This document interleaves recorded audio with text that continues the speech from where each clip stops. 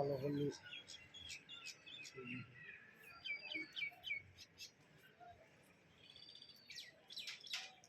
কাজ কাজটাও তো নেই, এটা তো শেষ হয়েই গেল, তা কী করে খাবেন? পেটটা তো কিছুই তো উপায় নেই, করতেছে আমি।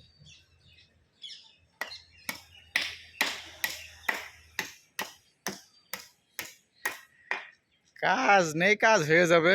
তাই তো না দিলে তো এইটাই তো এখনো ছাদই দিতে পারলেন না। এ হয়ে যাবে না আল্লাহ করতে পারছেন না, সেটা কাজ হয়ে যাবে। ওয়ালাইকুম আসসালাম।